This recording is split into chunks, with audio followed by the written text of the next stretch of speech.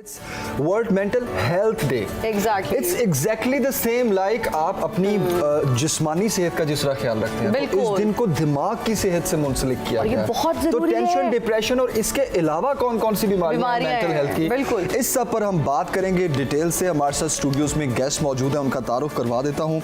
हसन महमूद जमाती साहब हमारे साथ हैं, इस्लामिक स्कॉलर हैं, और ये एंगल डिस्कस करना बहुत ज़रूरी है कि हमारी तालीमात हमें क्या सिखाती हैं, हमारा कुरान हमें क्या सिखाता है, इस्लाम में हमें मेंटल हेल्थ को बरकरार रखने के लिए किन चीज़ों पर तवज्जो देनी चाहिए, तो इस पर भी बात करेंगे। Thank you very much Hasan sahab for joining us and good morning. Good morning. क्योंकि ये बड़ा इंपॉर्टेंट है, टॉपिक हसन साहब, यहाँ एक क्वेश्चन बनता है कि जितनी भी बीमारियों के हमने नाम लिए, डॉक्टर साहब ने हमें बताया, इन बीमारियों को वन वर्ड में अगर देखा जाए तो इस्लामी नुक्ता नज़र में या कुरान पाक हमें जो हम तालीमात देता है कि अगर आप टेंशन में हैं, डिप्रेशन में हैं, तो हमें क्या करना चाहिए, उसके इक़दाम क्या करने चाहिए, उससे लड़ना किस तरह चाहिए। और मायूसी वैसे भी इस्लाम में कुफ्र है, गुनाह है। आप किस तरह, क्यों नौजवानों में इतनी ज़्यादा मायूसी बढ़ चुकी है? आए दिन हमें नज़र आता है कोई सुसाइड कर रहा है, आए दिन जो है वो इस तरह के फ्रेजेस हमें सुनने को मिलते हैं कि जी मेरा कुछ करने को दिल नहीं कर रहा, मैं बहुत ज़्यादा परेशान हूँ, मैं बहुत ज़्यादा मायूस हूँ। क्यों बढ़ रही है इतनी ज़्यादा मायूसी?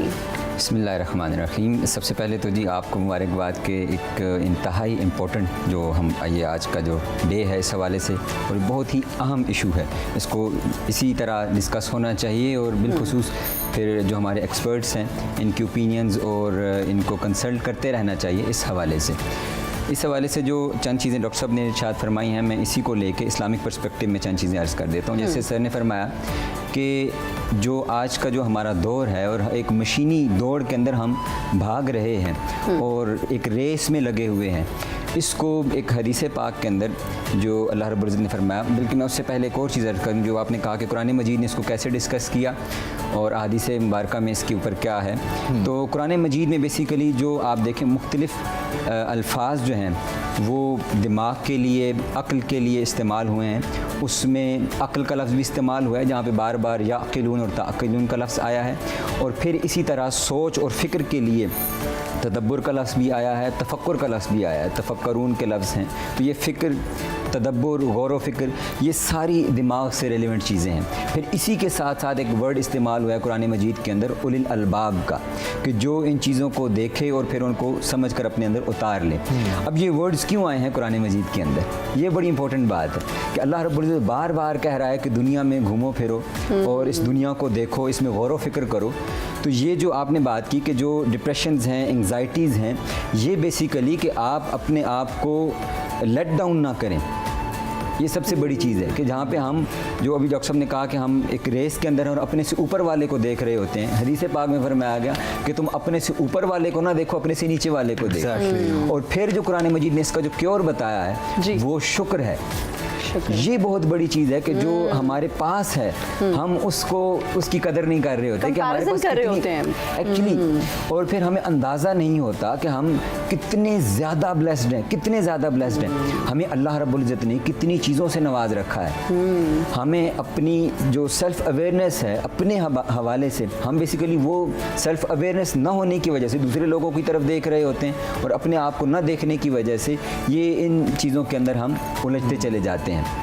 तो बेसिकली जो इस्लामिक पर्सपेक्टिव है उसमें एक चीज़ है कि जैसे आपको कोई परेशानी है, प्रॉब्लम है, तो कुरान मजीद ने उसका जो हल बताया है वो बड़ा खूबसूरत है। जिसमें जैसे अभी OCD की बात हो रही थी और एंग्जाइटी की है, तो हम देखें इन्वॉल्व हो जाते हैं, सोचें बहुत ज़्यादा आ रही हैं, ओवर थिंकिंग के अंदर इंसान चला गया और उसको कंट्रोल नहीं कर रहा। फिर इसी तरह कोई इवेंट हो जाता है, कोई मिस हैपनिंग हो जाती है, कोई इंसिडेंट है, एक्सीडेंट है जो आपको परेशान कर देता है, प्रॉब्लम हो जाती है कोई, तो उसमें हम फिर उसके कॉन्सिक्वेंसेस और जो उसकी रीज़न्स होती हैं, उसके कॉजेज़ की तरफ बहुत ज़्यादा सोचना और ब्लेम गेम शुरू कर देते हैं, और अपने ऊपर बाज़-औक़ात लेबल्स आना शुरू हो जाते हैं। एंग्जाइटी की एक बड़ी वजह ये होती है कि हम अपनी जो पिछली चीज़ें होती हैं उनको जहन में ला रहे होते हैं कि मुझसे ये भी गलती हुई, मुझसे ये भी गुनाह हुआ, फ़लाँ भी काम हुआ, फ़लाँ भी काम हुआ।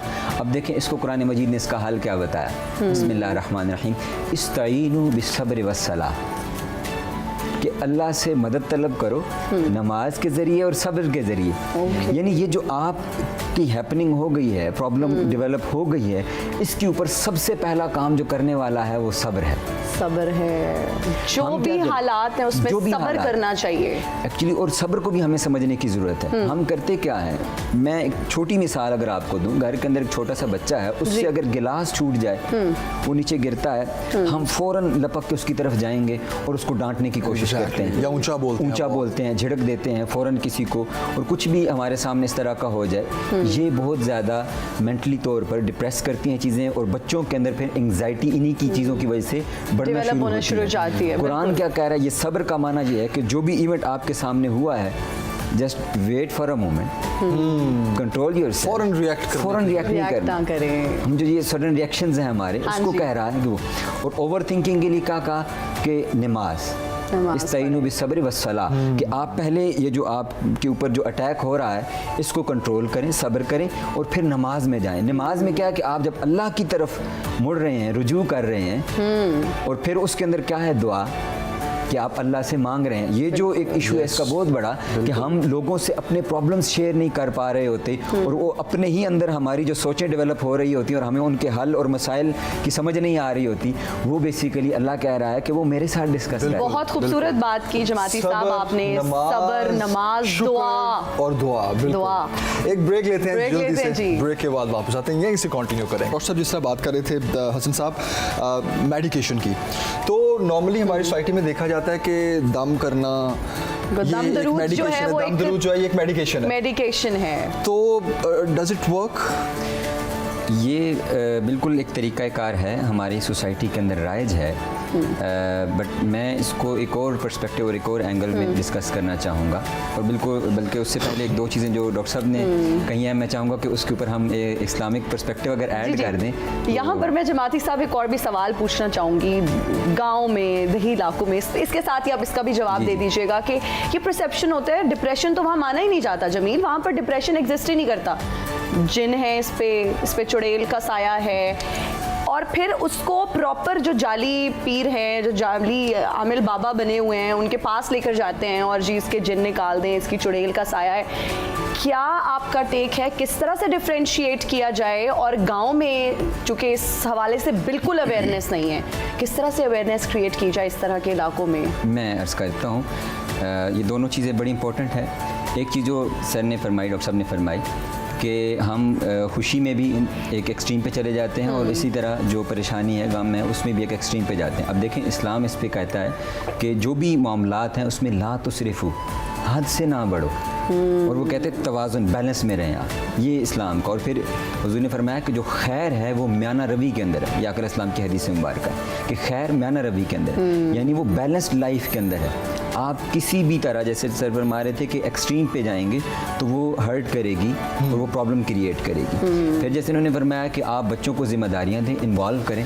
अगर हम करीम आका सल्लल्लाहु अलैहि वसल्लम की सीरत मुबारक को देखें तो आप देखें कि हुज़ूर के एक पहले जो आका इस्लाम के पास एक बच्चे काम करते थे, हज़रत ज़ैद, जिनको हुज़ूर ने लेपालिक बेटा बना लिया। अब ये देखें ना कितना है कि उसको अपनायत इतनी दे दी कि उसको अपना बेटा कहकर दिया, और फिर जब उसके वालिद और चचा लेने के लिए आए तो आप तसव्वुर करें ये क्या आलम होगा कि वो बच्चा जो मक्का से बिकते हुए ताइफ गया, यमन से बिकते हुए ताइफ गया, और ताइफ से बिकते हुए दोबारा मक्का में आया, यानी वो फ़रोख्त होता आया, और जब वो हुजूर के पास पहुंचा तो वो एक बिका हुआ गुलाम था, लेकिन हुजूर ने उसे बेटा बना लिया। और अब जब उसके सगे माँ बाप आए उसको लेने के लिए, तो आकर इस्लाम ने उसको कितनी ज़्यादा उसको अपने साथ प्यार भी दिया, उसको अटेंशन भी दी, अपनायत दी। और उससे जब पूछा गया कि आप इनके साथ रहना, बल्कि उन्होंने तो कहा कि जी हम आपकी इसकी कीमत देते हैं या हमें बेच दें। आपने फरमाया नहीं, मैं इसको बेचूंगा नहीं, मैं इसकी रजामंदी पर छोड़ दूंगा, अगर आपके साथ जाना चाहे तो जा सकता है, मेरे पास रहना चाहे तो रह सकता है। और जैसे इन्होंने कहा कि बच्चों को इन्वॉल्व करें, हज़रत अनस बिन मालिक रज़ी अल्लाह ताला अन्हु फरमाते हैं, मैं 10 साल हुजूर की खिदमत में रहा, और हुजूर के मैं काम क्या करता था घर के, और आका इस्लाम उनको मुख्तलिफ कामों पर भेजते। और यहाँ जो हमारे लिए एक बड़ी गाइडलाइन है वो ये है कि जैसे हमने पहले कहा कि हम बच्चों को फ़ौरन डांट देते हैं, हज़रत अनस बिन मालिक फरमाते हैं कि आका इस्लाम ने मुझे इन 10 सालों में कभी नहीं डांटा। आप तसव्वुर करें 10 साल कभी नहीं डांटा, और फरमाता है कि कभी नहीं कहा कि अनस तुमने ये काम क्यों किया और क्यों नहीं किया। कहते मुझे एक दफ़ा हुजूर ने भेजा एक काम के लिए, तो मैं बाहर निकला तो बच्चे खेल रहे थे, तो बच्चा था तो मैं खेलने लग पड़ा गली के अंदर। अब ये देखे काफ़ी कहते वक्त गुजर गया, तो आखिर इस्लाम बाहर तशरीफ़ लाए, उन्होंने देखा कि मैं बच्चों के साथ खेल रहा हूँ, तो अब उन्होंने आके वो ना डांट डपट की ना झाड़ पे लाई, और जो हमारे यहाँ एक तस्वर है कि फ़ौरन चप्पल आ रही होती है ये सोची है कि घर से बाहर निकल पड़े, तो वो फरमाते हैं कि हुजूर मेरे पीछे लाए, मुझे कंधों से पकड़ा और हुजूर मुस्कुरा रहे थे, तो मैंने जो ही पीछे मुड़ के देखा तो मैं एक दफ़ा सहम गया कि अब मैंने तो इतनी देर होगी, मैं तो काम के लिए मुझे भेजा गया था और मुझे याद ही नहीं वो काम। तो फरमाते हैं कि हुजूर ने सिर्फ मुस्कुरा कर इतना कहा कि ऐ मेरे अनस। अब ये देखें ना, ये डॉक्टर साहब इसके ऊपर बेहतर कमेंट कर सकते हैं कि ये चीज़ें और ये वर्ड्स कितने इंपॉर्टेंट होते हैं आपकी लाइफ में, ये छोटी छोटी इसकी क्योर्स हैं ये। और वो हमारा कि जब हुजूर ने फरमाया मेरे अनस अपनाइयत, फरमाया कि मेरे अनस मैंने तुम्हें काम कहा तो वो कर लिया, तो फरमाया नहीं हुजूर मैंने नहीं किया, फरमाया कि जाओ फिर अब वो कर रहा हूँ, मैं तुम्हारा इंतज़ार कर। कितनी सॉफ्टनेस के साथ आपने बात। अब जहाँ तक ये बात है जो आपने कहा कि जो हमारे यहाँ गांव के अंदर तस्वुर है कि ये जी डिप्रेशन नहीं होता या मेंटल हेल्थ इशू को, तो वो अवेयरनेस ही नहीं है वहाँ पे, और हम इसको फौरी तौर पर जिन भूत प्रीत के ऊपर ले जाते हैं। ये मैं आज आपके प्रोग्राम के तवसत से बताना चाहूँगा, ये बहुत इम्पोर्टेंट चीज़ है समझने की कि ये चीज़ें नहीं एग्जिस्ट करती, इनको as a mental health issue के तौर पर ही डील करना चाहिए। अच्छा, ये लोगों के पर्सनल इश्यूज होते हैं, एंजाइटी इश्यूज होते हैं, उनको अपॉर्चुनिटीज़ नहीं मिल रही होती, गांव के अंदर अपॉर्चुनिटीज़ नहीं होती, अवेयरनेस नहीं है, और उनकी बाज़ उनकी विशेज़ होती हैं, ख्वाहिशात होती हैं कुछ काम करने की, डेवलपमेंट्स की और किसी तरफ बढ़ने की, लेकिन अपने उस महदूद वसाइल और माहौल के अंदर उनको वो प्लेटफॉर्म्स नहीं मिल रहे होते, उसकी वजह से वो इन मामलात के अंदर उलझ जाते हैं, और फिर वो मेंटल हेल्थ में उस लेवल तक चले जाते हैं कि वो अजीबोगरीब हरकतें करते हैं, और हमारे यहाँ समझा जाता है कि ये इसके अंदर जिन है, और फिर जितने टॉक्सिक तरीके के साथ उसको डील किया जाता है, उससे भी ज़्यादा ट्रॉमा, बिल्कुल जी, वो उनको सख्ती के साथ मारा जाता है, ज़दोकोब किया जाता है, रस्सियों से बांधा जाता है, हालांकि उसकी उनके इश्यूज को समझने की ज़रूरत होती है, उनको सुनने की ज़रूरत होती है। ये एक बड़ी चीज़ है जो आपने इस्लामिक स्कॉलर होते हुए ऐसी बात की है तो मैं बड़ा हैरान भी हूँ। अमली ज़िंदगी में क्या इक़दाम किए जाएँ कि हम बजाय इसके कि डॉक्टर्स या मेडिकेशन या इस तरफ जाएँ, हम वैसी मजबूत ज़िंदगी गुजारें? उसमें देखें ये है कि इस्लाम जो है वो ये चाहता है कि हमारी जो ज़िंदगी, जैसे एक अमूमी मुहावरा है ना कि an idle mind is a devil's workshop, तो खाली दिमाग जो है वो शैतान का घर है। तो इस्लाम की तालीम ये है कि आप अपने आप को मसरूफ़ ज़्यादा से ज़्यादा रखें, आप अपने आप को इन्वॉल्व करें, सोशलाइज़ करें। सबसे ज़्यादा चीज़ ये है, और इसका जो एक बहुत बड़ी केयर जो समझी जाती है वो ये कि आप सोशलाइज़ हों, ज़्यादा लोगों के साथ इंटरेक्शन आपका बढ़े, और वो क्या है, वो आपकी 5 वक्त की नमाज है। आप मस्जिद में जाते हैं, नमाज़ पढ़ते हैं, तो आप सोशलाइज होते हैं। इसका बाजमात नमाज का मकसद ये सिर्फ नहीं है कि मस्जिद में आना है तो नमाज तो घर में भी पढ़ी ही जा सकती है, बिल्कुल, बेसिकली सोशल इंटरेक्शन। आप अपने मोहल्ले के लोगों के साथ मिल रहे होते हैं, फिर उस सोशल इंटरेक्शन को और बड़ा किया जाता है, और वो जुमा की नमाज है, पूरे मोहल्ले इलाके के लोगों के साथ आपका इंटरेक्शन होता है, आप एक दूसरे की इयादत कर रहे होते हैं, पता चल रहा होता है कि कौन नया आया है, कौन पहले वाला है, और कोई आज नहीं आया, कोई बीमार हो गया तो उसकी बीमार पुरसी के लिए हम चले जाते हैं। तो ये सोशल इंटरेक्शंस हैं हमारे जो हमें इन्वॉल्व कर रहे हो। तो जितना मसरूफ रहेंगे उतना ही हम बचे रहेंगे। बिल्कुल। और फिर जो देखें ना सूरह वत्तीन की आयात हैं, इसको हम कहते हैं कि ये पॉजिटिव थिंकिंग और नेगेटिव थिंकिंग की हमें एक चीज़ समझ आती है इसमें।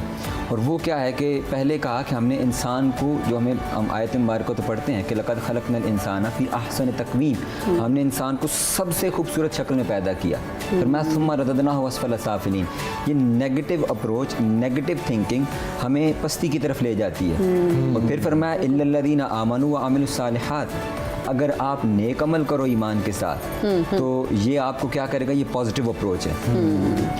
आप अमाल में मसरूफ़ हैं पॉजिटिव अप्रोच के साथ, तो आप बहुत अच्छी बात की जमाती साहब आपने, और हमें नेक अमल करते रहना चाहिए, बहुत ज़रूरी है, सोशलाइज करते रहना चाहिए, लेकिन in a good and productive way, जिस तरह से मस्जिद में जाना चाहिए, नेगेटिव वे। और मैं यहाँ पर ये भी कहूँगी कि बच्चों को अपने साथ मस्जिद लेकर जाएं, this is a very good practice. और हसन साहब, thank you so much for joining us.